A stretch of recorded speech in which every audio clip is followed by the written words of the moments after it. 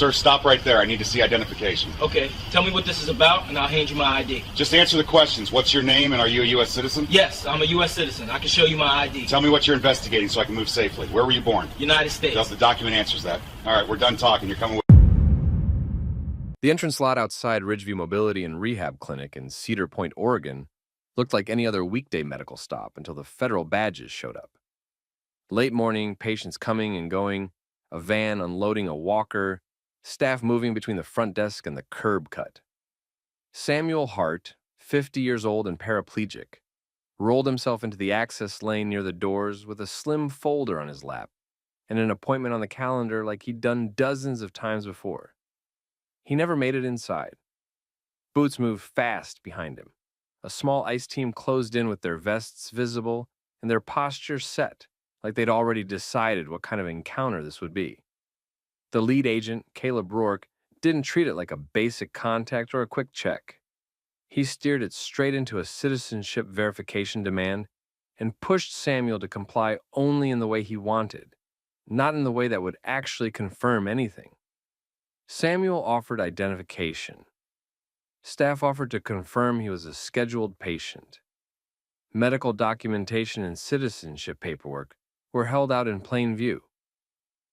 Rourke refused to meaningfully look at any of it, and that was the moment the clinic staff realized this wasn't about verification. It was about control. At this point, I just want to say we really appreciate you spending your time with us today. Tell us where you're watching from in the comments. State, city, or country. And if you watch stories about accountability, abuse of authority getting exposed, and people keeping their dignity under pressure, hit like and subscribe so you don't miss what happens next. Now, zoom out, because this wasn't some misunderstanding that got cleared up in 30 seconds. This was a medical clinic parking lot turning into a public incident, recorded by phones and clinic cameras. And it ended up pulling in ICE's Office of Professional Responsibility and DHS oversight. People later argued about motives, procedure, and bias. But the core problem was simple. Multiple forms of verification were offered, and the agent leading the contact showed almost no interest in checking them. Samuel Hart wasn't a random passerby.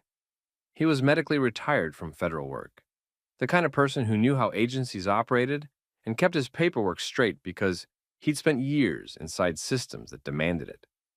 He came to Ridgeview for mobility and rehab care. Staff knew him. He wasn't new, he wasn't disruptive, and he wasn't there to argue with anyone. He was there to do therapy and go home. The clinic itself ran on routine. Appointments were scheduled tight. Staff moved on timelines. Patients needed predictable environments because many of them were dealing with pain, fatigue, and mobility limitations. That mattered because when the agents arrived, the staff didn't react like people trying to pick a fight. They reacted like professionals trying to prevent a scene from endangering patients. Rourke didn't respond like a professional trying to confirm facts and leave. The approach started with attention that didn't match the setting. Rourke and his team focused on Samuel immediately. They didn't ask the clinic to verify anything first. They didn't start with the simplest question that could be resolved in seconds. They moved straight into a status check, and the way they did it put Samuel in a corner, socially and physically, because a man in a wheelchair in an access lane can't just step away to cool things down. Samuel did what calm, prepared people do. He presented identification. He offered citizenship paperwork. He didn't wave it around or act dramatic. He held it where it could be seen and tried to give them the quickest path to verifying and ending the contact. Clinic staff stepped in beside him and reported the same thing. Samuel was a regular client with a scheduled appointment. They offered to pull his appointment record. They offered to verify his identity through their intake information. They offered medical documentation showing why he was there and why the interaction needed to stay safe and controlled. Rourke treated that help like it didn't count. He brushed off staff attempts to confirm Samuel's presence as irrelevant. He dismissed on-site security when the guard tried to mediate and keep the space safe. He kept steering the interaction back to his own terms, as if the only acceptable outcome was Samuel complying in a way that let Rourke look in charge, not in a way that actually verified the truth. Witnesses later described that as the moment the situation felt racially motivated, not because anyone read minds, but because of how fast it escalated and how little curiosity Rourke showed about the documents in front of him. People saw a man offering proof, saw staff offering confirmation, and saw an agent refusing to engage with any of it while escalating anyway. That's the power game in real life. The authority figure controls the definition of cooperation.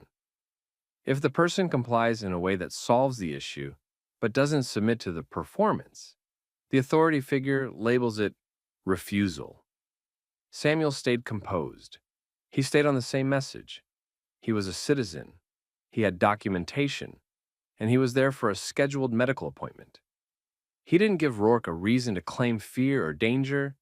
He didn't act unstable. He didn't create a threat. Rourke still shifted the tone from inquiry to control. He positioned his team closer. He used body placement to tighten space instead of creating room. He redirected attention away from the paperwork and toward compliance language. The clinic staff could see it in real time. This wasn't being handled like an interaction meant to end quickly.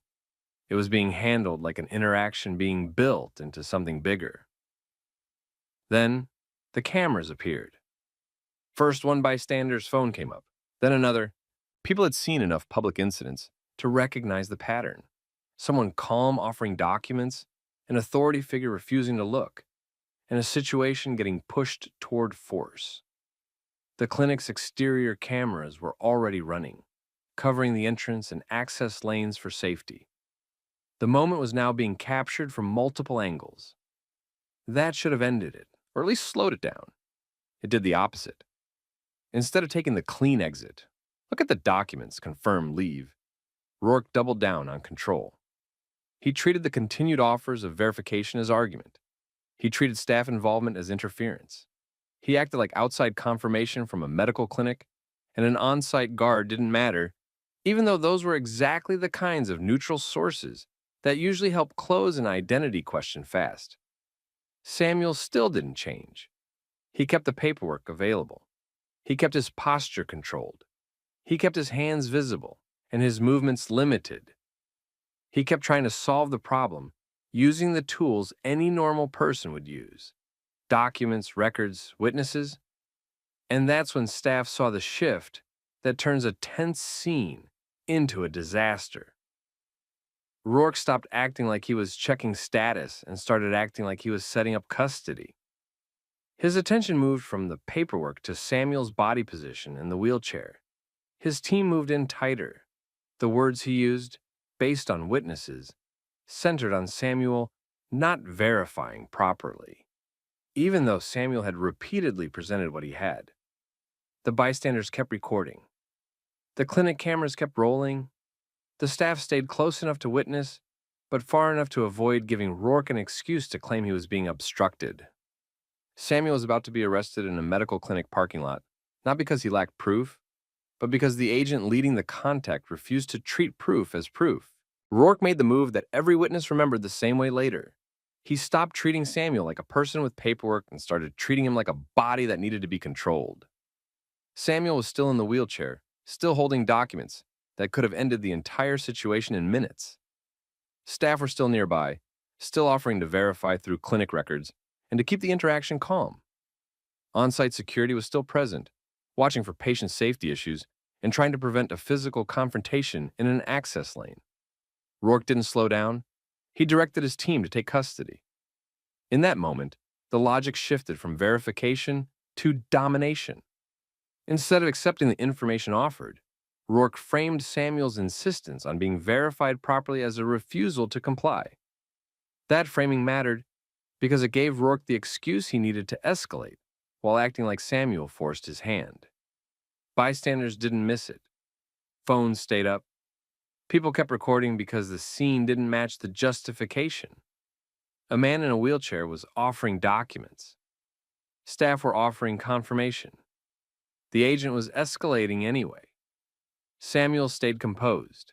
He did what a careful person does when they know everything is being twisted. He kept his movements limited, kept his hands visible, and continued presenting the same proof he'd already offered. He didn't turn it into a shouting match. He didn't create a threat. Rourke moved in close to the wheelchair. Witnesses later described Rourke reaching toward Samuel in the chair in a way that looked rushed and careless for the setting. The chair wasn't just an object. It was Samuel's stability. It was his safety. It was the only reason he could move through the world independently. And Rourke treated it like a handle. Clinic staff reacted immediately because they understood the obvious risk. They reported later that they tried to get Rourke to stop and let them assist to avoid a fall and keep things safe. Security also stepped forward to keep space clear and prevent a pileup around a disabled patient. Rourke waved them off again. That refusal wasn't small. It meant Rourke chose force over procedure and chose ego over safety in a place built for medical care. The arrest turned physical fast. As Rourke grabbed and repositioned the wheelchair, Samuel's balance shifted. Witnesses in video later supported the same outcome. Samuel ended up on the pavement. It happened in seconds, in full view of staff, patients, and cameras. It wasn't a controlled transfer. It wasn't a careful removal. It was a loss of stability caused by someone handling a wheelchair like it didn't have a human being attached to it. Samuel hit the ground and stayed there. People in the parking lot reacted the way people do when something crosses a line. Staff moved toward him, but carefully, because they didn't want to make it worse. Someone called for medical help immediately. The security guard worked to keep space around Samuel open so he could breathe, and so EMS could get in quickly. Rourke did what authority figures often do after a visible mistake. He tried to frame it before anyone else could. Witnesses later said Rourke pushed the narrative that it was an accident and that Samuel's behavior caused it. The problem was that the videos didn't support that version. The footage showed Samuel offering documents and staying controlled. It showed Rourke escalating, closing space, and handling the chair and Samuel in a way that created the fall. And because multiple people were recording, there wasn't just one angle. There were several. Clinic cameras also captured the wide view. Those cameras didn't care about anyone's story. They captured timing, positions, movement, and the order of events. They captured the difference between a careful procedure and a rushed control tactic. EMS arrived and treated Samuel on site before transporting him. Staff stayed involved because Samuel was their patient and because they understood documentation would matter later. They noted the timeline, the witnesses, and what was offered and refused. They also understood something else that became clear fast. The physical injury wasn't the only damage. Samuel had been publicly treated like a suspect in a place where he came for care, and it happened in front of people who knew he was there legitimately. Rourke and the team remained on scene long enough to keep control of the immediate area, but control was already slipping. Not because anyone was fighting them, but because recording had turned the parking lot into evidence. Within hours, clips started moving beyond the clinic. First through private messages, then through local community pages, then through wider social platforms. The story spread the same way these incidents always spread. Someone posts video, people ask what happened, and then more angles appear that either confirm the first clip or expose what was left out. This is where the power chess game flipped. In the moment, Rourke held badges, a team, and the authority to arrest. After the moment, the public had footage, timestamps, and witnesses who could describe what they saw without needing to guess. And the details were hard to defend. A scheduled clinic patient, known to staff, offering citizenship paperwork and ID, with agents refusing to meaningfully review it, escalating anyway, and then a disabled man ending up on the pavement during an arrest that did not need to happen. As the clip circulated, the questions became sharper. Why refuse the documents? Why dismiss staff verification? Why ignore on-site security, trying to keep patients safe? Why take physical control in a way that made a fall predictable? Those questions didn't come from rumors. They came from what people could see. The first official responses tried to keep it contained, leaning on generic language and the idea that the incident was being reviewed. But the public didn't treat it like a mystery because the video didn't leave much room. People could watch the escalation. They could watch the refusal to verify. They could watch the moment Samuel hit the ground. By the end of the first news cycle, this was no longer just a clinic incident. It was a federal optics problem, and it was headed toward oversight, whether anyone wanted it or not. Once the video spread past Cedar Point, the situation stopped being a local incident and became an evidence problem for the agency. ICE leadership couldn't treat it like a private complaint because it wasn't just one person's account. It was multiple recordings, clinic camera footage, timestamps, and staff statements that lined up. The public saw the same sequence. Samuel offered documentation, staff offered confirmation, the lead agent refused to engage with it, and the interaction escalated into a physical arrest that ended with a disabled man injured on the ground outside a medical clinic. Within days, ICE's Office of Professional Responsibility opened a formal review. DHS oversight offices also got involved because this wasn't just about one arrest. It raised bigger questions about how status checks were being initiated, how agents were handling disability-related interactions, and whether the refusal to review documents was deliberate. Rourke was placed on administrative leave while the review started. That move wasn't a punishment. It was containment. Agencies do it when they know footage exists, and they need time to collect statements, logs, camera access, and chain of custody records before anyone makes things worse. The clinic didn't let the evidence disappear. Ridgeview's leadership preserved their exterior camera footage immediately. Staff documented what they saw while it was still fresh. The security guard wrote a detailed incident report. Bystanders backed up their recordings and shared copies. EMS records established injuries and timing without relying on anyone's opinion. By the time investigators started asking questions, there wasn't just one story being told. There was a record. Rourke's initial framing of it as an accident didn't hold up under that record. Investigators didn't need speculation. They had footage showing how quickly the interaction escalated, how often verification was offered, and how often it was dismissed. They had witness statements describing the same pattern: a refusal to verify, a dismissal of staff input, and control tactics used in a setting where medical safety should have been the priority. Public attention made it move faster. Local media requested information. Advocacy groups highlighted the disability aspect and questioned the legality of turning a clinic visit into a status confrontation without a clear basis. Community members called it profiling because the behavior looked like a decision had been made before any documents were considered.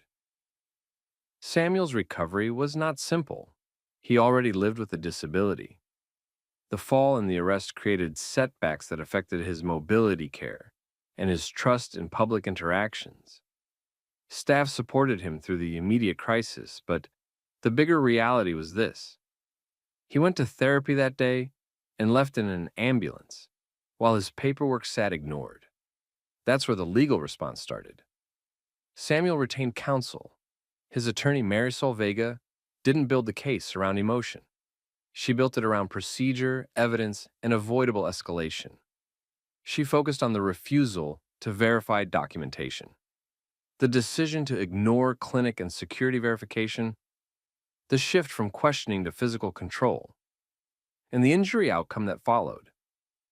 The claims were federal, and they were serious. They addressed unlawful detention and arrest logic, excessive force issues tied to disability interaction, and failures in de-escalation and evidence handling. They also targeted the decision-making chain, not just the physical moment, because the clearest problem wasn't only that Samuel ended up on the pavement. The clearest problem was that the situation never needed to get anywhere near that point. As the internal process continued, Rourke's position weakened. Administrative leave turned into deeper review. The agency had to answer for why a lead agent refused to review documents being offered, why staff attempts to verify a scheduled patient were treated like interference, and why a wheelchair interaction was handled in a way that created a high risk of injury. Rourke was ultimately terminated. That termination didn't erase what happened, but it signaled that the agency couldn't defend his conduct once the evidence was fully examined. It also sent a message to every agent watching the fallout.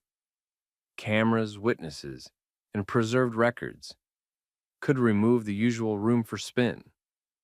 The civil case didn't end with a symbolic apology. It ended with a multi-million-dollar settlement and documented changes that went beyond one employee. The settlement included policy and training updates focused on status check procedure, disability interactions, de-escalation standards, and evidence preservation requirements. The goal wasn't just to punish. It was to reduce the chances that another person in a vulnerable position would face the same kind of escalation while trying to access medical care. Ridgeview changed its own protocols too. Staff received updated guidance on how to respond when law enforcement or federal agents arrived on site. They tightened documentation procedures, clarified who had authority to coordinate with outside agencies, and reinforced immediate steps for preserving camera footage and incident reports. The clinic didn't want to be the setting for another preventable disaster. Samuel didn't walk away from this with a win feeling. He got accountability, compensation, and policy change, but he also carried the reality of what it cost him physically and emotionally. What he did gain was something important. He didn't have to wonder whether the world saw what happened. The evidence made it impossible to pretend it was nothing. And that's the point viewers should take from this. This wasn't a story about someone being loud. It was about someone being prepared, staying calm, and still being targeted by an authority figure who refused to verify the truth. The accountability didn't come from a miracle. It came from documentation, witnesses, preserved footage, and oversight that couldn't ignore what the public could already see. So now I'm asking you, if you were in that parking lot and you saw an agent refusing to look at documents while escalating anyway, what would you do? Would you record? Would you speak up? Would you push for the footage to be preserved? Drop your thoughts in the comments. Share this with someone who needs a reminder that evidence matters. And if you want more real, grounded stories where accountability actually happens, like and subscribe. Sir, you need to get up and leave right now. I'm a paying customer. What's the reason you're ordering me out? You're loitering. You've been watching the counter. Stand up. That's not accurate. I ordered and paid. Stand up. Officer, you will regret everything. Riverside Roasters sat right off a busy downtown Chicago corner, where the lunch rush started early and nobody had time for drama. It was 12:18 p.m. On a weekday, the cafe was packed and the line at the counter was still moving when Officer Evan Rourke walked in like he was responding to an emergency. He didn't scan for a fight, he scanned for a target. Within seconds, he locked onto one man seated alone near the sidewall, a tablet open, a briefcase by the chair. The man looked like he belonged in a courtroom or a corporate office. Clean suit, controlled posture, the kind of person most places welcomed without question. Rourke didn't welcome him. Rourke closed the distance fast, planted himself at the table, and ordered the man to leave immediately. He said the man was loitering, said he'd been watching the counter, and said he matched vague reports from the area. No details, no confirmation from staff, no attempt to verify whether he had even bought anything. The man, Derek Langford, didn't jump. He didn't argue like he was trying to win a shouting match. He kept his hands visible and explained he was a paying customer reviewing case paperwork and notes on his tablet. Rourke treated that calm explanation like a challenge. Every time Derek shifted, Rourke reacted as if a normal movement could become a threat. When Derek tried to move toward his briefcase to offer identification and clear up the mistake, Rourke snapped him back verbally and physically, with commands to keep his hands away from the bag.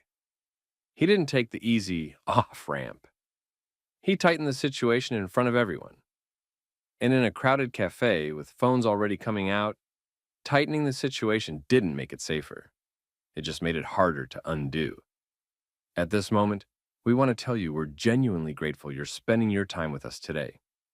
Your support keeps this channel going. Drop where you're watching from, city, state, or country. And if you like stories where people stay composed, get things on record, and force accountability the smart way, hit like and subscribe so you don't miss what happens next. Now, rewind, because this didn't start with handcuffs. It started with a rookie officer looking for a win. Derek Langford had built a career around staying calm under pressure. He was a federal attorney in his 30s, well-dressed, organized, and methodical. That day, he wasn't out for attention. He was out for focus. Riverside Roasters was one of his regular spots when he needed to review documents outside the office without being pulled into meetings. He walked in, ordered, paid, and sat down like any other customer. He opened his tablet, pulled up case files, and started sorting notes into a clean sequence. He wasn't hovering near the register. He wasn't pacing. He wasn't watching employees. He was doing what half the room was doing, working. But Officer Evan Rourke came in with a different mindset. Rourke was new enough to still move like everything was a test. He'd been hearing constant pressure about being proactive, making contacts, showing activity. Earlier radio chatter in the area had mentioned a suspicious person report near businesses, the kind of vague description that could be stretched to fit anyone if an officer wanted it to. Rourke wanted it to fit someone. When he entered the cafe, he scanned past the obvious crowd and focused on the man alone with the briefcase. The briefcase became a prop in Rourke's head. The focused posture became suspicious. The occasional glance toward the door became watching. Rourke built a story in seconds, then walked up like it was already proven. At the table, Derek responded like someone who understood how quickly ordinary moments could turn into official accusations. He kept his hands visible. He spoke evenly. He gave clear facts. He was a customer. He was working. He could show identification. Rourke rejected the proof before it was even offered. He treated Derek's attempt to reach for his identification as a threat. He raised his voice so the room could hear him. He repeated warnings about the bag. He framed the situation as dangerous, not because Derek had done anything violent, but because Rourke needed the situation to justify what he was doing next. That's when customers started recording openly. A staff member behind the counter stared, frozen between stepping in and staying out of the way. A couple people near the window held their phones steady. Others shifted in their seats, watching Rourke's posture and Derek's hands. The room wasn't on Rourke's side the way he expected. It was watching him. Rourke escalated anyway. He issued an ultimatum. Derek needed to leave immediately or he would be arrested, not for a clear crime. For refusing to comply with an order based on a suspicion Rourke couldn't explain in specifics. Derek didn't argue in circles. He stayed composed and repeated the same facts. Paying customer, working, willing to identify himself. No threat. Rourke moved to handcuffs. He grabbed Derek's arms, pulled them behind his back, and put him in cuffs using broad, catch-all accusations that sounded official, but didn't require proof in the moment. Derek did not resist. He did not create a physical struggle. He did not give Rourke anything that could be spun into a justification later. He stayed controlled because he understood what mattered more than winning a debate inside a cafe. What mattered was the record. As Derek was pulled up from the chair with cuffs on, multiple phones stayed pointed at the scene. Staff looked stunned. Customers looked angry. Rourke looked locked in, committed to the decision he had already made, even though the room was documenting it in real time. And Derek was already thinking ahead to the next move, because he knew the real fight wouldn't be in the coffee shop. It would be at the precinct where officers try to make mistakes vanish quietly unless someone forces everything into writing. Rourke brought Derek into the precinct still in cuffs, still acting like he had just stopped something dangerous. He used the same vague language he used in the cafe and leaned on the usual catch-all claims that sound serious but don't explain a real crime. At the front desk, the desk sergeant on duty, Ray Ibarra, looked up and immediately recognized Derek. Ibarra didn't treat it like a normal intake. He didn't ask for small talk. He went straight to the problem. He asked who cuffed Derek and why he was being brought in. Rourke started giving his version fast, trying to frame it as a safety call and a suspicious person stop that turned into non-compliance. Ibarra cut him off and told him to remove the cuffs. Rourke hesitated because removing cuffs that quickly makes the arrest look wrong. Ibarra didn't debate. He repeated the order and made it clear it wasn't optional. Rourke unlocked the cuffs, and Derek rubbed his wrists once, then placed his hands back on the counter where everyone could see them. Ibarra spoke to Derek in a controlled, professional way and confirmed who he was. Derek identified himself as a federal attorney and explained step by step what happened inside the cafe. He paid, sat down, reviewed case notes, offered identification, and got cuffed anyway. He kept it factual. No yelling, no threats. That's when the station dynamic changed. Within minutes, a supervisor came out from the back, then another. They weren't there to apologize. They were there to reduce exposure. They spoke in the usual careful tone people use when they want someone to leave without making a record. They tried to frame it as a misunderstanding and told Derek he was free to go. Derek didn't take it. He told them he wasn't leaving with nothing documented. He said that if an officer decided there was probable cause to put him in handcuffs and transport him, then that officer needed to put the reason in writing under his own name.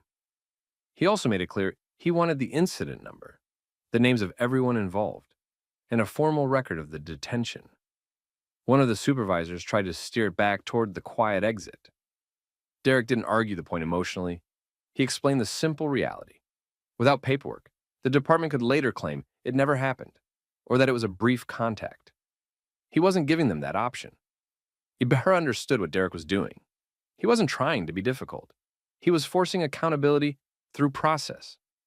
The supervisors didn't like it, but they couldn't physically make Derek accept a quiet release. They also couldn't justify holding him with no charge while trying to avoid creating a record. So they did what departments do when they realize the person in front of them knows the system and won't be pushed out of the building. They started backpedaling in a controlled way. Ibarra directed staff to open an entry for the incident and collect the basic information needed to document what happened. Derek stayed at the desk and watched every step. He asked for the arresting officer's name and badge number to be recorded correctly. He asked for the time of detention to be recorded correctly. He asked for the reason for detention to be written clearly, not vaguely. That's where Rourke's problem got bigger, because now he had to choose between writing the truth, which would admit he ignored offered identification and had no clear basis, or writing an exaggerated story that could be tested against video. Rourke tried to stick to his original claims. He described Derek as suspicious, watching the counter, and reaching toward a bag in a way that made him fear for safety. He leaned on the kind of language rookies copy from training when they want their actions to look justified after the fact. Derek didn't interrupt with speeches. He did something more effective. He pointed out specific facts that would be easy to verify. He was a paying customer. Staff could confirm it, and multiple customers recorded the interaction from the moment the officer approached the table. He told them to preserve every body camera file and every dispatch log connected to the call. That made the supervisors tense because it meant they were now on notice. Once someone asks for preservation like that, deleting or losing footage becomes its own crisis. Rourke stood off to the side while this happened, watching the situation slip out of his control. In the cafe, he had the uniform and the volume. In the station, paperwork and recordings mattered more than volume. After the documentation started, the supervisors tried one more move. They tried to keep it minimal. No booking, no fingerprints, no formal charges.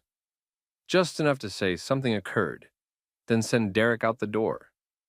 Derek pushed back again calmly and insisted that if the department was claiming a lawful arrest, they needed to complete the steps that make it an arrest on record. If they weren't willing to do that, Then they needed to document that he was detained and transported without charge, and provide him with the case number and the officer's information so he could pursue it through the complaint process. That forced a decision. They weren't going to book a federal attorney on garbage allegations that were already likely on camera. And they also couldn't pretend nothing happened. So they chose the least damaging option they could still defend. Document the incident, release him without charges, and try to move on before the story spread. Derek didn't let them control the ending. Before he left, he made sure he had what he came for: the incident information tied to the event, the names attached to it, and confirmation that footage would be preserved. He also made it clear he would be filing a formal complaint and requesting the records.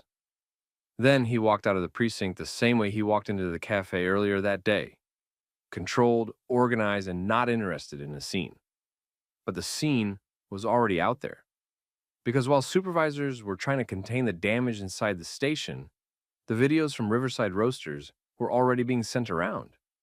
And by the time Derek got back to his car, people who didn't know him at all were already watching what happened and asking the same question: why did the officer refuse the easy proof and go straight to cuffs?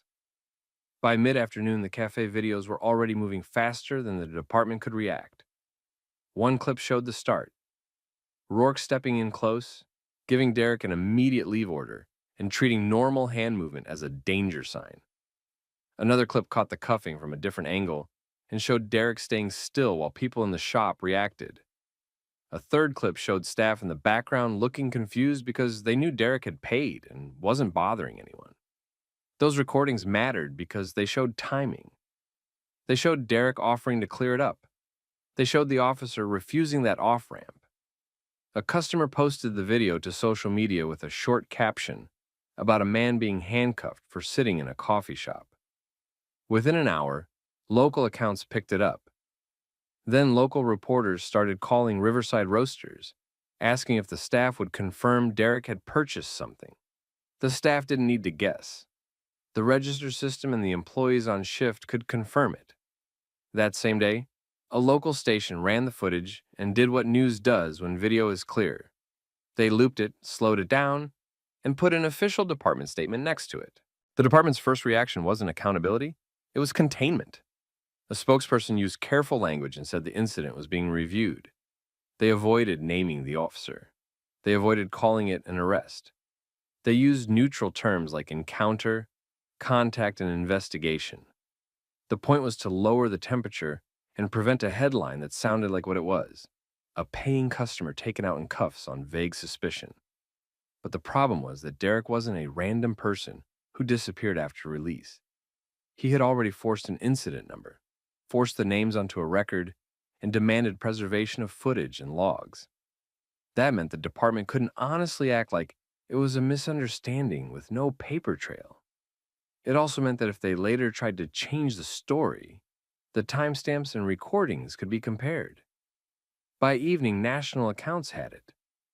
Not because the situation was unique, but because the video showed a very common pattern in a very clean way: a vague suspicion, a refusal to accept offered proof, and an escalation that looked more like ego than safety. The next morning, Derek went to work like normal, but he didn't treat the story like a social media moment. He treated it like a case. He sent formal requests for records connected to the event, dispatch calls in the area, any suspicious person reports used to justify the stop, the officer's body camera, and any nearby security footage from the cafe. He also filed a formal complaint through the city's oversight process. He didn't rely on one path. He used every path that created documents. At the same time, the department started its internal process in the way departments usually do when video is public: separate review, early memos, supervisors collecting statements, and an attempt to figure out what the officer claimed in writing before the narrative got away from them. Rourke wrote his version early. He leaned into safety language. He described Derek's movements in a way that made it sound like he had no choice.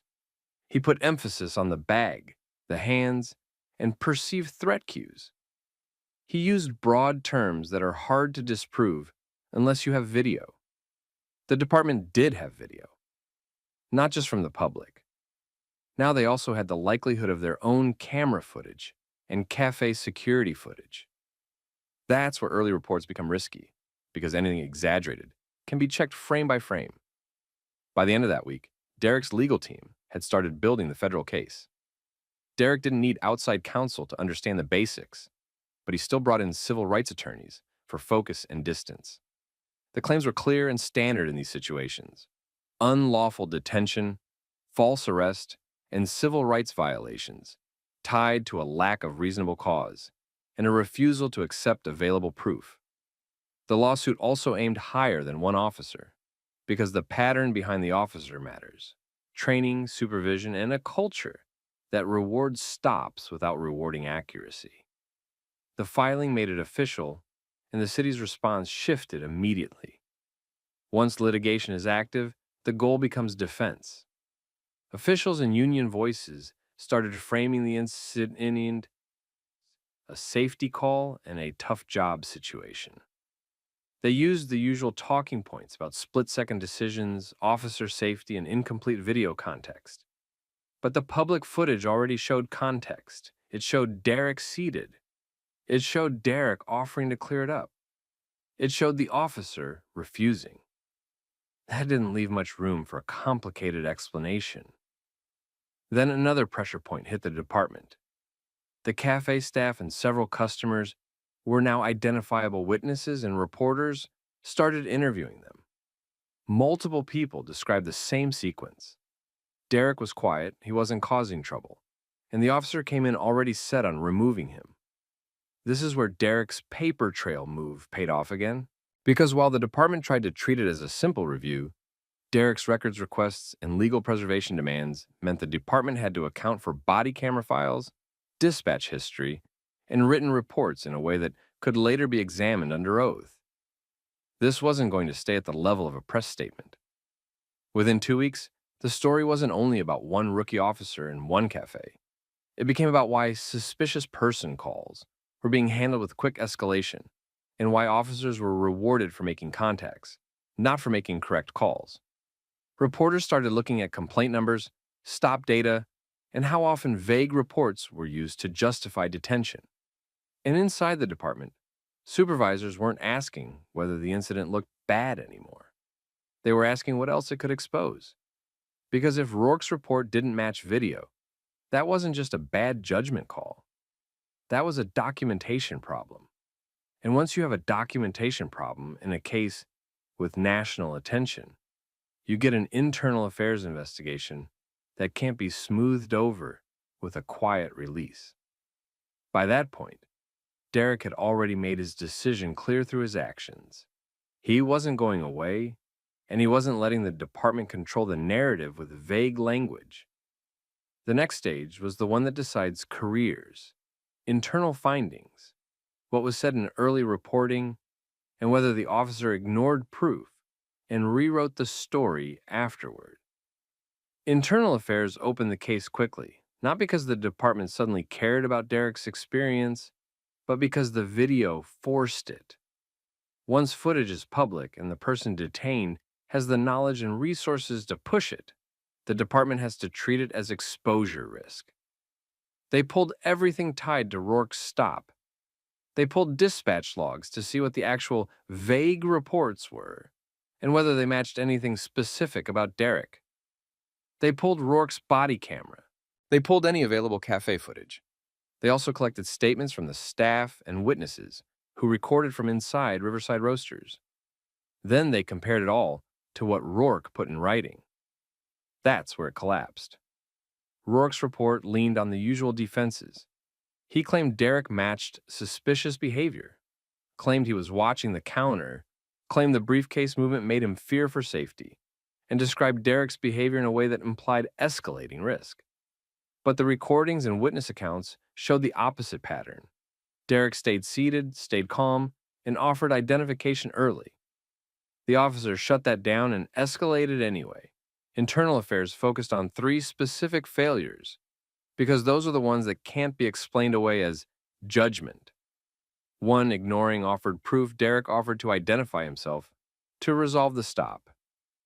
IA determined Rourke refused that option and treated normal movement towards identification as a threat, which made the escalation look chosen, not necessary. 2, exaggerating fear to justify force. Rourke described his fear as if it was based on clear danger cues. IA determined those cues were not supported by video, witness descriptions, or the timing of events. In other words, his fear was written to defend the outcome after the fact. 3, misrepresenting Derek's behavior in early reporting. This was the worst one. It wasn't just that Rourke made a bad stop. It was that his written description didn't match the available evidence.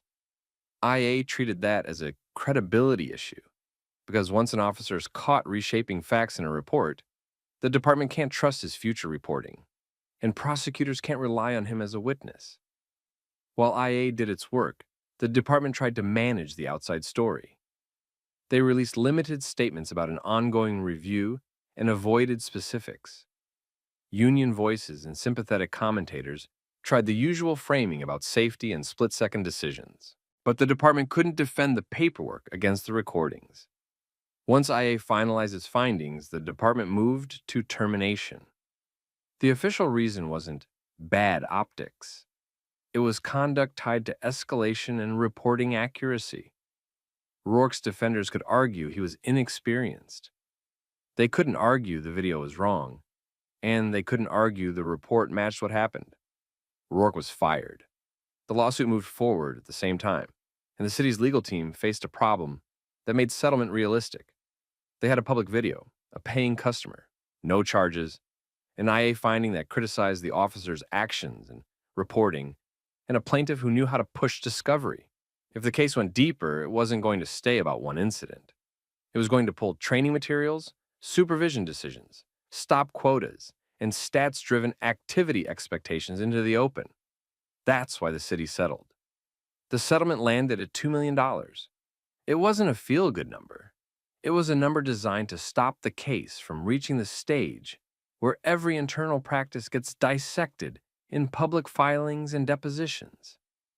Derek didn't treat the settlement like a victory lap.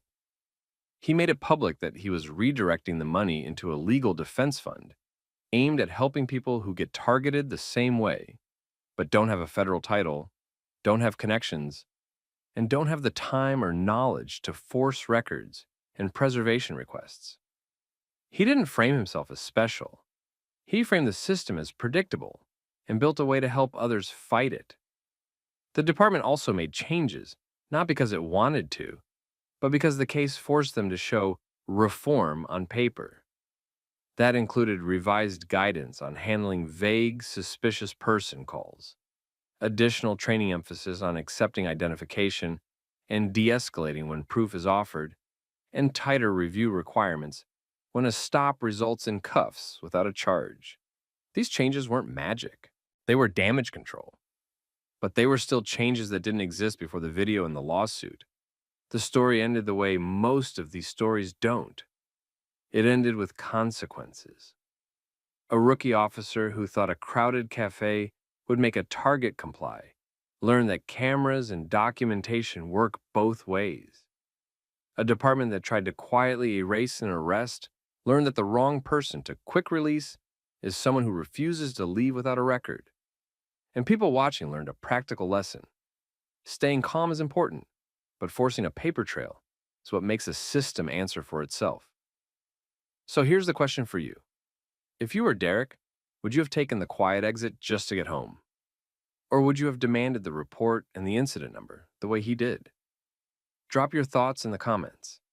And if you've ever experienced something like this, whether at work, in a store, or in public, share what happened. It helps other people recognize the pattern faster. And if you want more real, grounded stories where accountability wins and people protect themselves the smart way, make sure you like this video, share it with someone who needs it, and subscribe so you don't miss the next one. Nice. We need to speak with Lena Reyes right now. You can talk to me. Do you have a judicial warrant? We're not here to argue. We just need a quick conversation with her. Not back there. Employee area is private. Show me a judge sign warrant or you stay in the Sir, public area. don't interfere with federal business. What happened when three masked ICE agents walked into a packed neighborhood cafe in Madison and decided they could pull a worker out from behind the counter on a last name match? It didn't turn into a quiet conversation. It turned into a public standoff. And the cameras didn't just catch an ugly moment. They caught a federal team pushing past basic rules on private property. Quick pause. Where are you watching from right now? Drop your city or state in the comments. And if you watch stories where people keep their dignity, hold the line, and make power answer to process, hit like and subscribe. These situations don't get handled by courage alone. They get handled by receipts. Now, rewind a bit, because this didn't start with yelling. It started with confidence, the kind that comes from people who assume nobody will challenge them. The cafe sat in a busy strip where everyone knew everyone. Lunch rush bled into mid-afternoon, laptops open, strollers parked by the window, regulars posted up like it was their second living room. The worker they wanted was Lina Reyes. Early 20s, fast hands, soft voice, always on time. She didn't share much about her life outside work, not because she was hiding something, but because she'd learned what happens when people hear a Spanish last name and start guessing. The owner was Owen Carver, not flashy, not the type who wanted to be a hero online. He ran his business tight. Schedules, training, clear boundaries. He also had a policy for law enforcement contact. Written down. Employees had seen it during onboarding. It wasn't anti-cop. It was follow the rules or leave. That afternoon, the front door opened and three men walked in wearing masks, not medical masks. Face coverings that made the whole room tense on instinct. They didn't browse the menu. They didn't line up. They scanned the counter like they already owned it. They identified themselves as U.S. Immigration and Customs Enforcement and said they were looking for Lina Reyes. They said they needed to question her. Right there. Right now. Like the cafe was their interview room. Owen stepped forward before they could angle around the register. He didn't raise his voice. He didn't posture. He asked for what mattered. A judicial warrant. The agents didn't produce one. They tried to keep moving anyway. Toward the side gate that separated customers from the workspace. Toward the back where bags were stored and staff took breaks. They acted like the counter line was a suggestion. Owen blocked the path. He told them the employee-only area was private, and they weren't entering without the right paperwork. He also made it clear Lina wasn't being questioned on the floor like some public example. The agents tried the usual pressure game. They implied Owen was interfering. They implied they didn't need permission. They implied the badge did the talking. Owen didn't take the bait. He kept the same tone and repeated the same point. Private property, employee protections, and no access beyond the public area without a judicial warrant. That's when the staff clocked what was happening and moved without panic. Maya, the shift lead, slid Lina back and away from the front line. Jamal stepped out from the kitchen area and stood shoulder to shoulder with Owen. Priya, the assistant manager, didn't argue with anyone. She pulled out her phone and made a call to the neighborhood business district office. In less than a minute, it became a barrier. No shouting. Just a line that said, "You're not walking through us." Customers started recording. The agents kept trying small moves. Step left. Step right. Lean forward like they might slip through a gap. They looked for the weak spot. There wasn't one. They tried changing the target. They pointed toward Lina again, even though she wasn't in reach. They wanted her to react. They wanted fear. Fear makes people talk fast. Fear makes people comply. Lina didn't give them that. She stayed behind the staff line, hands tight, eyes forward, breathing shallow. She looked like someone forcing herself to stay steady because she knew one wrong move could become a headline. Owen stayed locked in, calm, procedural. He didn't debate immigration. He didn't argue politics. He kept it on one track. Authority has limits, and paperwork matters. That's the part a lot of people miss. He didn't win the moment with the speech. He won it by refusing to let them change the rules mid-play. Then the agents made their biggest mistake. They kept pushing after being told no. They kept trying to turn private space into their workspace without the authority to do it. And that's when Priya's call paid off. Because the neighborhood business district's legal counsel didn't send an email. She showed up. Naomi Park walked in. She came in focused, with that look attorneys get when they're already sorting facts into categories. Lawful, not lawful. Liability, exposure. She asked to see what the agents had. They handed over papers like it would end the conversation. Naomi read them. Right there in the cafe. In front of witnesses. In front of cameras. And her expression didn't say, okay. It said, problem. Naomi didn't treat it like a debate. She treated it like a compliance check. She looked at the paperwork the agents brought in and immediately separated what they wished it meant from what it actually authorized. She pointed out the problem in plain terms. Nothing in their hands gave them the right to enter employee-only space, force on-the-spot questioning, or detain someone inside a private workplace just because they wanted to. That shift mattered. Up to that moment, the agents tried to run the room on confidence. Naomi ran it on process. Owen stayed in the same spot. Staff stayed locked in. That human line didn't wobble. The agents tried a new tactic. They leaned into the idea that they only needed a quick conversation and that everyone was overreacting. Naomi cut that off by explaining that workplace encounters don't work on vibes. Authority has lanes. If they wanted access past the public area, they needed the right kind of warrant. A judge-signed one. Then, she went sharper. She warned them they were drifting into trespass and interference with a business operation. She reminded them they were on camera from multiple angles. Security cameras, too. She didn't threaten. She just described the exposure like a weather report. The agents clocked the cameras again. You could almost see them recalculating in real time. One agent tried to flip the pressure onto Owen, implying he was blocking lawful federal work. Naomi didn't let that framing stand. She made it clear Owen didn't have to help them reach an employee inside a protected area. If they lacked judicial authority, the business had every right to deny access, period. That's when the agents tried to create a workaround. They attempted to call Lena out to the public area, not by asking politely, by acting like they could summon her the way a manager summons an employee, like she was obligated to step forward and make it easier for them. Lena didn't move. Maya stayed close to her without hovering. Jamal didn't speak. He didn't need to. His presence carried the message. Customers kept recording. One regular shifted positions to keep all three agents in frame. Another customer, the one by the door, didn't just film. They narrated what was happening so the video had context if anyone tried to twist it later. Smart move. People forget details. A voice on the recording locks them down. The agents changed tone again. Less push, more irritation. They acted like the whole cafe was being unreasonable, like the staff were making a simple thing complicated. Naomi didn't care how they felt about it. She repeated the bottom line. They had no judicial warrants, so they weren't going behind the counter, and they weren't detaining anyone at this workplace. If they stayed and kept pressing, they risked turning this into a trespass situation with witnesses and video. The longer they stood there, the worse it got for them. Owen backed her up with the same calm posture he'd kept from the start. He didn't argue motives. He didn't accuse them of anything. He just refused to let them set the terms. That's when the agents finally started to lose their grip on the room.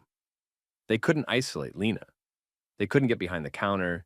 They couldn't scare Owen into stepping aside. And they couldn't stop the filming without making the situation even more radioactive. So they did what people do when they realize the record isn't going their way. They left the cafe without touching Lena, without speaking to her, without stepping behind the counter. And the second the door shut behind them, the whole place exhaled. Lena's hands started shaking after it was over, not during. That delayed reaction hit hard. It usually does. Your body waits until you're safe to let you feel it.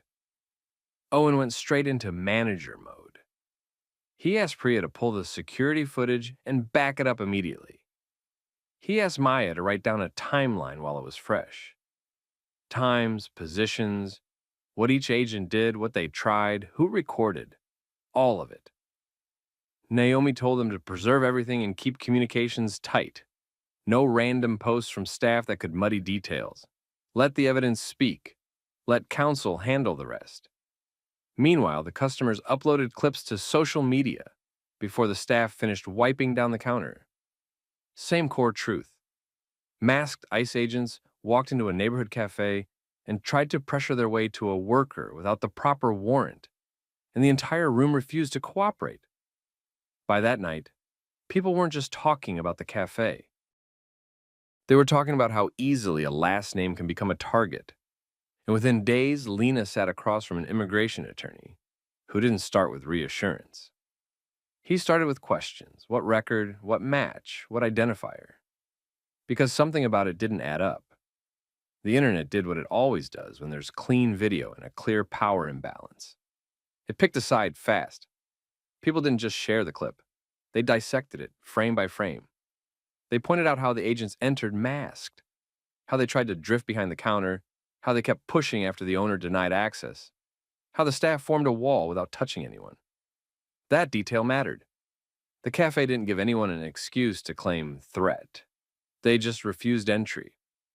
Local pages picked it up first, then statewide accounts, then national immigration advocates, then the outlets that chase anything with a badge and a viral clip. Lena watched strangers argue about her identity like it was entertainment. She didn't want fame. She wanted her name clean and her job normal again. Too late. Customers started coming in just to stare. Some people tried to support. Others tried to fish for details. One guy even asked if she was legal right there at the register, like he was entitled to an answer because he bought a coffee. Owen kicked him out. No discussion. Rafael Mendoza didn't treat it like a PR story. He treated it like an evidence problem. He asked for every detail the staff had. Timeline, camera angles, names, badge numbers if anyone caught them. Naomi already had the groundwork set. Security footage saved in multiple copies. Phone videos collected. Written statements drafted while memories were fresh. Then Rafael went hunting for the reason Lena got targeted at all. The government line, at first, stayed vague. They leaned on the usual language about an ongoing enforcement matter and operational discretion. They didn't want to hand over specifics. Rafael pushed anyway. He demanded the underlying basis for the match. He asked for the identifiers the agents used before they walked into that cafe and tried to pull a worker into a workplace interrogation. When the records finally surfaced through the legal process, the match looked worse than anyone expected. It wasn't a direct hit tied to Lena. It traced back to Lena's sister. An old immigration record that should have stayed attached to one person, one file, one set of identifiers. Somewhere along the line, a database association linked Lena to it. Last name, family connection. Maybe a shared address years ago. The kind of lazy linkage that software creates when humans don't force it to be precise. The agents didn't cross-check basics before showing up. No meaningful confirmation. No clean photo comparison. No verified date of birth match. No make sure this is the right person step. They moved on a name and a flawed system suggestion, like it was enough. That's when this stopped being a scary afternoon story and became a lawsuit. Lena filed against the U.S. Department of Homeland Security and U.S. Immigration and Customs Enforcement, exactly the way her legal team planned it. Not as a vague complaint. As a tight documented chain of actions, entry, pressure, attempted access beyond public space, attempted workplace questioning without proper authority, continued push after denial, all captured on video. The defense tried the predictable angle. They implied the agents only intended a consensual contact. They tried to paint the cafe's resistance as misunderstanding. They tried to shrink the encounter into a harmless check-in. The footage didn't cooperate. Depositions made it worse. Under oath, the agents couldn't dress it up the way they did in the moment. Their own answers showed the shortcuts, the lack of verification, the choice to arrive masked in a public business, the choice to keep pushing once the owner refused entry, the choice to treat a workplace like a hunting ground. And the attorneys didn't just ask what they did, they asked what training said, what policy required, what supervisors approved, who told them the database hit was good enough, who signed off on moving without deeper confirmation. That dragged supervisors into it. Then internal communications. Then the agency had to explain, in plain English, why 3 agents walked into a cafe and tried to get to an employee without the kind of warrant Naomi asked for on minute 1. Lena's life narrowed during that period. Work, home, attorney meetings.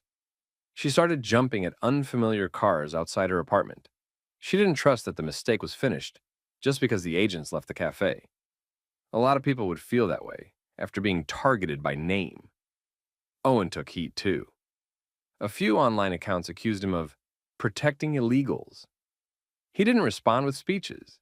He kept repeating one fact. His business followed the law, and the agents showed up without judicial authority to go behind the counter or detain someone at work. More businesses in the district started calling Naomi. They wanted copies of that law enforcement contact policy. They wanted training for their staff. They wanted the same calm script Owen used, because they saw how fast a normal day can turn. Months later, the case didn't fade. It sharpened. The judge let key claims move forward. Motions got argued. The public watched. The video stayed online. Every time someone tried to spin it, another angle surfaced. And then the date landed. Federal trial. Lena didn't walk into that courtroom as a viral clip. She walked in as the plaintiff with evidence, witnesses, and sworn testimony, showing the system didn't just make a mistake.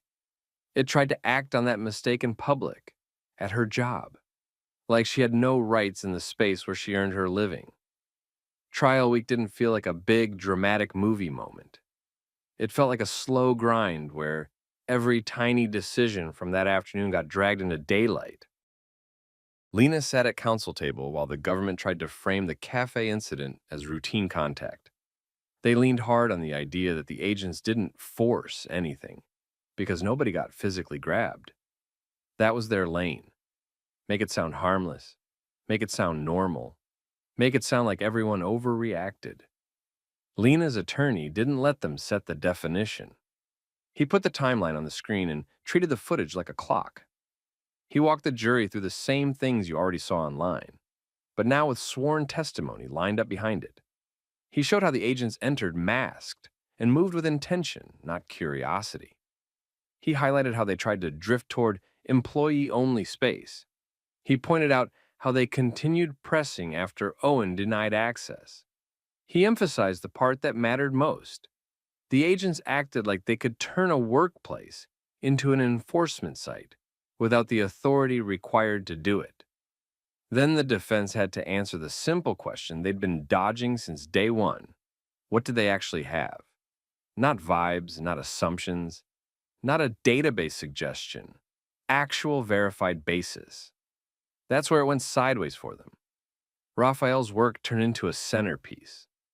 He explained the match in normal language, no tech jargon. A flawed database association tied to Lena's sister.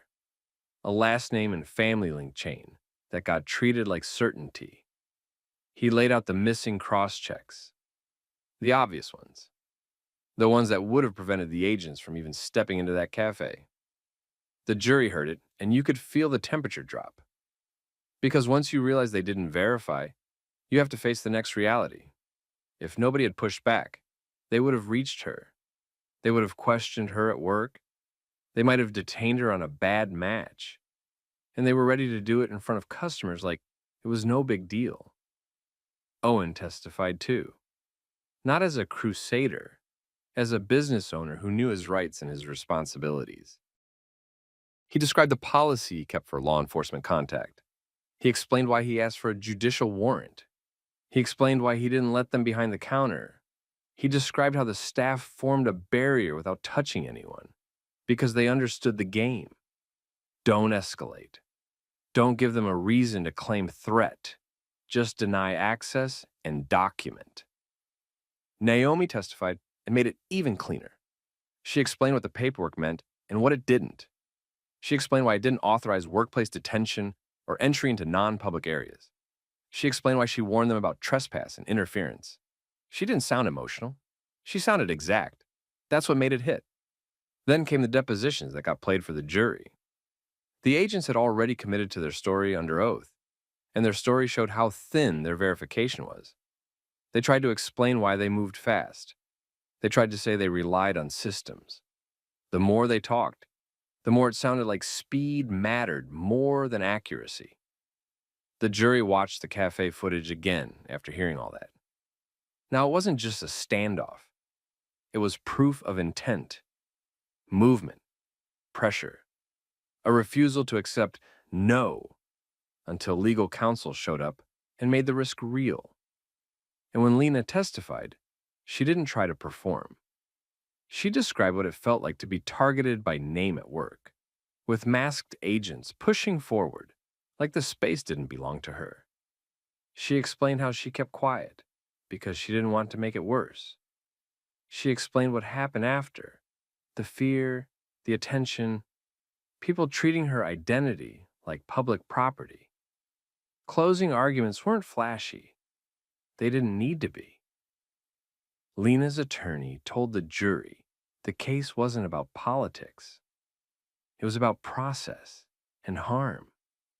He told them the government can't treat a database error like a license to pressure someone at their job. He told them the footage showed the agents tried to do it anyway. The defense tried to shrink it down again. They called it a misunderstanding. They suggested no real injury occurred because Lena went home that day. The jury didn't buy it. The verdict landed hard. A major jury award of $10.3 million, exactly as written. The number told everyone what the jury thought of the government's version of events. After that, consequences came fast. Internal reviews didn't stay internal. Supervisors had to answer for sloppy verification standards. The agency tightened rules for workplace attempts and the threshold for action based on database hits. More required cross-checking. More documented confirmation before anyone approached someone at their job. More limits on pushing beyond public space without the correct warrant. They didn't do it out of kindness. They did it because liability got expensive and public. Lena didn't disappear after the check. She used part of the outcome to fund legal help and training for workers and small businesses. Real training. Scripts people could use under pressure. Policies owners could print and post. A hotline connection through attorneys who understood the system. She didn't sell fantasies. She sold preparation. A year later, she got invited to speak at conferences about workplace rights and enforcement contact protocols, including one in Chicago. She didn't act like a celebrity. She spoke like someone who survived something that never should have happened and decided to turn it into protection for others. Here's the lesson, and it's not complicated. Power counts on confusion. It counts on people folding because they don't know what's allowed. Owen didn't win because he argued. He won because he demanded process and refused to let the rules get invented on the spot. Lena didn't win because she got lucky. She won because her workplace didn't isolate her, and because everything got documented from multiple angles. What would you have done if masked agents walked into your job and started demanding access to a coworker? Would your workplace have a plan, or would everyone freeze?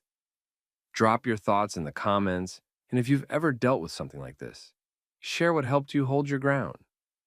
And make sure you subscribe, because these stories aren't just drama. They're a playbook for what accountability looks like when people stop getting intimidated and start getting smart. Hey, what's going on here? What are you doing right here? Having coffee? What's the reason you approached? I need to see IDs, all of you. Officer, please tell the reason. Just cooperate. If you got nothing to hide, this is quick. If you can't state a reason, you can't demand identification. Dad. What happens when a patrol officer walks up to a family at a cafe table, can't name a crime, and still demands IDs anyway? Here's the part people don't expect. The cameras don't just catch a bad vibe moment. They catch an unlawful stop getting built on the spot. Quick thing, where are you watching from? Country, state, city, drop it in the comments. And if you want more stories where people keep their rights and keep receipts, hit like and subscribe. Now back to it. This started in the middle of a normal afternoon. Deputy U.S. Marshal Marcus Reed sat outside with his wife, Danielle, and their teenage son, Jordan. Upscale plaza, outdoor cafe tables, shoppers walking by with bags, a few strollers parked near the seating, people minding their business. Marcus's family was doing the same, waiting on drinks, talking quietly, nothing loud, nothing suspicious, no one complaining. Then one patrol officer decided they didn't belong. The officer walked up with that posture that's not friendly and not curious. More like he already made a decision and just needed the scene to match it. He started asking questions that didn't have a point. What are you doing here? Where are you headed? Are you from around here? Stuff like that. Not a single clear reason. No mention of a call, no report, no, we're looking for someone. Just pressure. Marcus didn't argue. He didn't get heated. He didn't do a speech. He did what trained people do when they hear nonsense dressed up as authority. He narrowed it down. He asked what the officer was investigating. He asked what legal reason existed for the questions. He asked whether his family was being detained or if they were free to go. That's when the officer's tone changed. Some officers answer and move on. This one took the questions as disrespect. Not because Marcus raised his voice, because Marcus didn't submit to a vague stop. The officer switched from vague to controlling. He started giving directions, trying to move the family away from the table, trying to turn a cafe seat into a little scene he could manage. Then he went where he wanted to go from the start. He pushed for ID. Marcus didn't refuse like a guy trying to be difficult. He stayed calm and practical. He kept his hands visible. He stayed seated. He didn't crowd the officer. He kept repeating the same point. If there's no crime being investigated, there's no reason to demand IDs. The officer tried the classic guilt move, the if you've got nothing to hide energy. He acted like compliance was a favor Marcus owed him. Marcus didn't give him that, because Marcus knew how reports get written when there's no video. A vague approach becomes reasonable suspicion. A calm question becomes aggressive behavior. A family sitting still becomes refusing lawful commands. Marcus wasn't going to hand him material. So Marcus started recording, quietly, not performative. Phone held steady. Enough to catch the officer's face, his distance, his tone. Danielle started recording too from her side of the table. 2 angles, 2 audio tracks. That mattered. The officer noticed, and once he saw the phones, he got worse. He tried to control the story in real time. He started talking like he was narrating for supervisors later. He leaned into words like non-compliance without ever naming a lawful order. He edged closer, trying to make the family uncomfortable enough to move. That's the game. Make it awkward. Make it stressful. Make a normal person give up just to end it. But Marcus didn't move. He kept it simple. He kept it on record. He didn't insult the officer. He didn't threaten. He didn't show him a badge. He didn't need to. He just kept forcing the same question.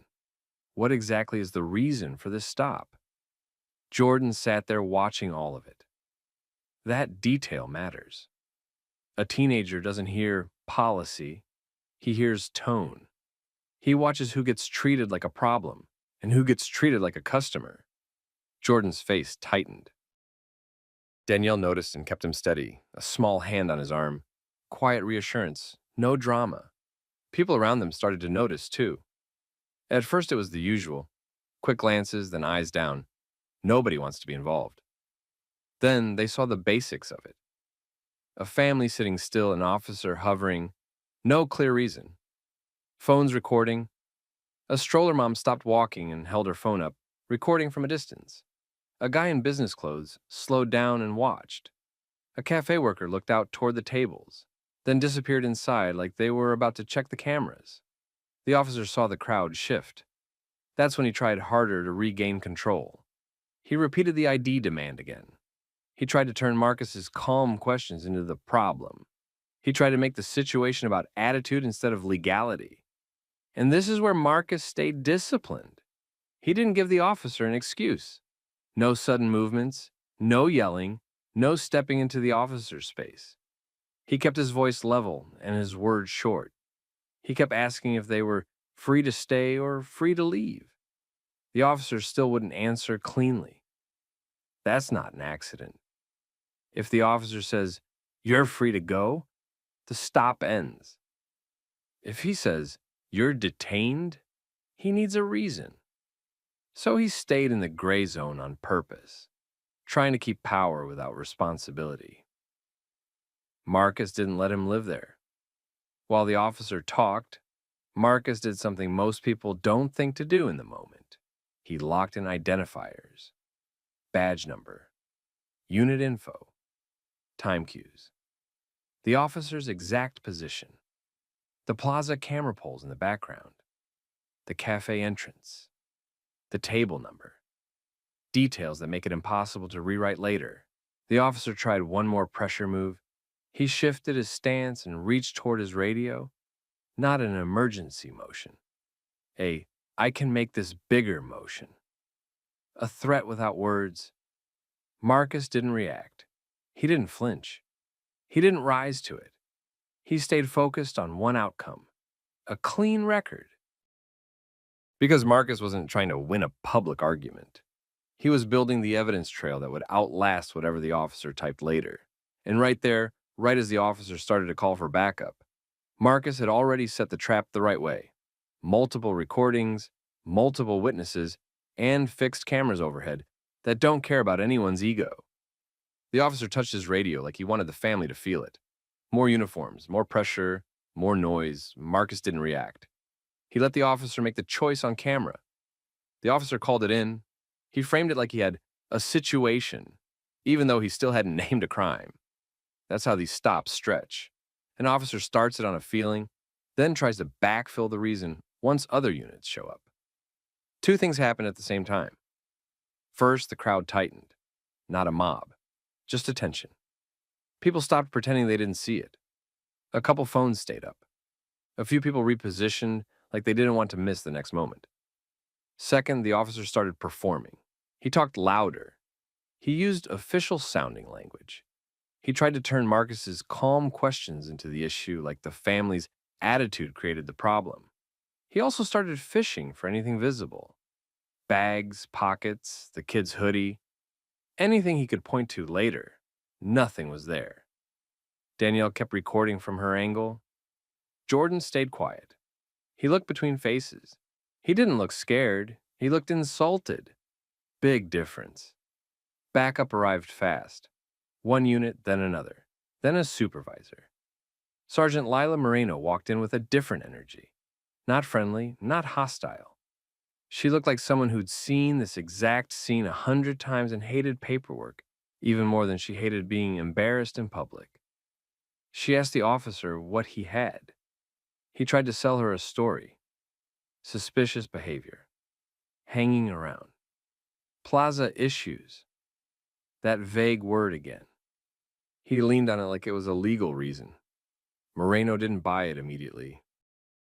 She asked what specific crime he was investigating. She asked if anyone called. She looked around like she was checking whether this was about public safety or ego. The officer stalled. He kept talking without answering. He kept circling the same point. The family needed to identify themselves. Marcus stayed calm and kept doing the same thing because it works. He asked Moreno whether this was a detention. He asked what legal basis supported it. He asked if his family was free to stay seated and finish their coffee or free to leave. Moreno tried to end it the easy way. She pushed for cooperation without calling it a detention. That's a common move, too. She wanted compliance without responsibility. Marcus didn't take the bait. He made it simple for her, on camera, with witnesses listening. Either the family was detained for a stated reason, or the officer needed to step back. That's when the patrol officer slipped. He stopped pretending it was about safety and started talking about fit. He pointed at the plaza like it had an unspoken rule. He described the kind of people who usually sat there. He said the family didn't match that. He didn't say the word race out loud. He didn't need to. Everyone heard it. You could see it in the bystanders. A few people's faces changed at the same time. That stroller mom didn't move her phone. The suited guy started talking to his own camera, like he was narrating what he just heard. Even the cafe worker froze by the doorway for a second. Moreno clocked it too. She didn't want that on record. Not like that. Not in public. She pulled the officer back a step and asked again for the actual reason. Clear, specific, something she could defend later. He still didn't have one. Now he got frustrated because his little power play had an audience, and the audience wasn't on his side. He tried one more time to force the ID demand, acting like repetition made it lawful. Marcus kept his voice steady and his words short. He didn't argue motives. He didn't accuse. He didn't call names. He just made Moreno answer the only question that mattered. Were they free to leave? Moreno finally did what supervisors do when the video looks bad and the legal basis looks worse. She shut it down. She told the officer to end it. She told the family they weren't detained. She tried to smooth it over without admitting fault, but she also didn't order Marcus to hand over anything. That alone told you she knew the stop didn't stand up. Marcus didn't celebrate. He didn't posture. He stayed seated for a beat longer and made sure the ending was on video. Then he did another smart thing. He asked for names and badge numbers while everyone was still standing there. Moreno gave hers. The other units did too. The patrol officer hesitated, then gave his. Marcus also made sure the cameras got called out. He didn't argue about whether cameras existed. He treated it like a fact and acted accordingly. He looked at the poles. He looked at the cafe entrance. He looked at the layout like he was mapping it, because he was. Danielle stayed composed the whole time. She didn't say much. She didn't need to. Her phone did the talking. Jordan didn't say anything either, but he watched his dad hold a line without turning it into a scene. That mattered more than any lecture. The family stood up calmly. They didn't rush. They didn't apologize. They didn't try to prove they belonged. They just left. And the patrol officer had to stand there in front of his supervisor in a half circle of witnesses with no crime, no call, no legal reason, and multiple cameras recording how he tried anyway. That's where the real story started. Marcus didn't go home and cool off. He went home and locked the record down. He knew how these things get rewritten. First the report, then the language, then the little details that magically make the stop sound justified. He wasn't letting the paper beat the video, so he moved fast. He backed up both recordings, his and Danielle's, full files, originals preserved, copies stored in more than one place. He wrote the timeline while it was still sharp, minute by minute, where the officer stood, when backup arrived, when the supervisor showed, which cameras were visible, what the officer demanded, what he refused to explain. Then he went after fixed footage. The cafe had cameras. The plaza had cameras. Those systems overwrite on a schedule and nobody warns you. Marcus contacted the cafe manager first and asked for preservation, not a casual, "Can you send me a clip?"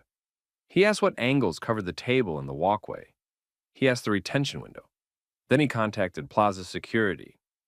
He reached the security manager and made it clear this needed to be held as evidence, not a customer service issue. He gave the exact time block, the table location, the officer's position, the direction units arrived from. The manager placed a hold on the footage and logged it.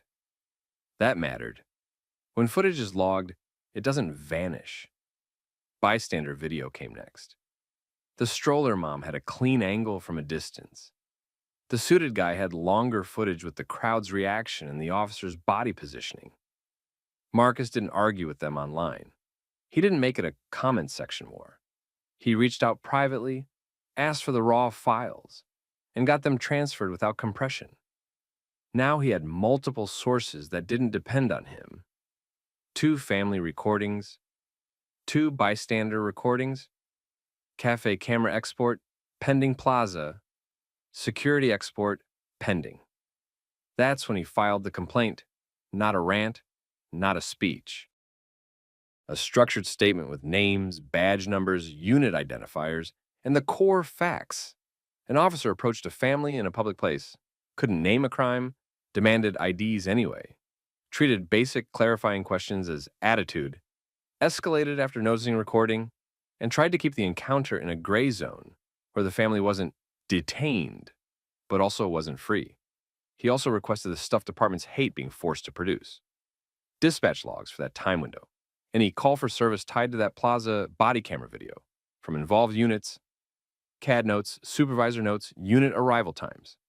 If the officer later claimed there was a complaint, those logs would either support him or expose him. No wiggle room. Internal Affairs responded fast. Not because they suddenly grew a conscience, because this one had risk all over it. Multiple recordings, a crowded upscale plaza, a teenager present, witnesses with no connection to the family. And Marcus wasn't some random guy they could dismiss. He came with a clean packet and a professional chain of custody mindset. The department issued an evidence preservation order. That locked down Bodycam, dispatch, radio traffic, and internal notes. No accidental deletion, no camera error, no convenient gaps. They pulled the officer off patrol pending review. Days later, the fixed footage landed, and it hit different than phone video. Phone footage catches sound and emotion. Fixed cameras catch distance, timing, and movement. They show who closed space, who hovered, who tried to reposition people. They show how long an officer stayed without naming a reason. They show whether anyone acted suspicious before the officer arrived. This footage showed a family sitting still, waiting on drinks, calm. It showed the officer initiate the contact. It showed him remain there while refusing to anchor the stop to any specific investigation. It showed him getting sharper the moment recording started. It showed the crowd noticing. It showed the supervisor coming in and trying to end it without owning it. That's where the officer's story started collapsing, because his report tried to frame it like he responded to concerns. The dispatch logs didn't back that up. No call tied to the family. No complaint describing them. No matching report from a business. Nothing. Internal Affairs didn't stop at the one incident. They pulled his stop history in that district. Same plaza, same shopping corridor, same vague issues language, same pattern of ID demands during consensual contacts that somehow turned into detentions when people asked questions. And the older complaints that went nowhere suddenly looked different when placed next to video that matched the same behavior. Now, the department had 2 problems. 1, this incident was bad on its own. 2, the pattern suggested it wasn't a one-time mistake. That's when consequences stopped being theoretical. The officer went from temporary reassignment to administrative leave. Then the department hit him with a sustained finding for an unlawful detention attempt and conduct unbecoming. They didn't have to debate motives. They didn't have to argue about vibes. The footage and logs did the job. Discipline followed. Real discipline. He lost street duty. He lost overtime, privileges tied to patrol. He took a long suspension without pay. The department also put a formal note in his file that triggered progressive discipline if he repeated anything similar. That part mattered more than people realize. It boxed him in. He appealed. Of course he did. His union tried the usual angles: officer safety, totality of circumstances, public order. They tried to turn the family's calm refusal into the justification. They tried to call questions non-compliance. But video doesn't care about buzzwords. The appeal didn't erase the findings. It reduced nothing meaningful. The discipline stayed. Then the city moved into damage control mode. A civilian oversight office requested the full file. The department had to provide it. The footage was too clean to bury and too public to gamble with. The city attorney's office got involved early because they saw the lawsuit coming from a mile away. Marcus didn't chase a payday. He chased accountability. He still protected his family's interests, though. He filed the claim, documented the harm, and kept it professional. The city settled rather than drag it into a public trial with multiple videos and no dispatch call. No victory parade. Just a check, signed agreement, and policy changes that would have never happened without pressure. The department updated procedure for consensual contacts in business districts. They tightened language around ID demands.